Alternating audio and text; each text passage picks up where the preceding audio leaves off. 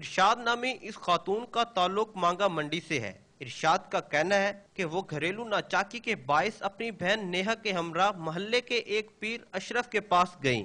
پیر اشرف نے مدد کی بجائے اسے اور اس کی بہن کو زیادتی کا نشانہ بنا ڈالا اور یہ سلسلہ 4 ماہ تک جاری رہا۔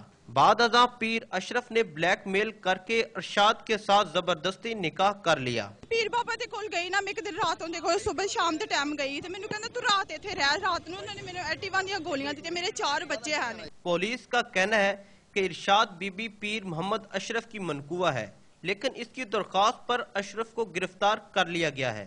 بالکل میں آپ کو اپنا ٹرو بتا رہا ہوں، حوالات میں ہے، اس کا اپنا میڈیکل وغیرہ کرایا ہے، انشاءاللہ 100% انصاف ہوگا۔ دونوں خواتین نے لبرٹی چوک میں 1 گھنٹے تک ٹریفک جام کیے رکھی۔ بعد ازاں پولیس حکام کی جانب سے انصاف کی یقین دہانی پر انہوں نے احتجاج ختم کر دیا۔ کیمرہ مین مبشر جاوید کے ساتھ عارف ملک، ڈون نیوز، لاہور۔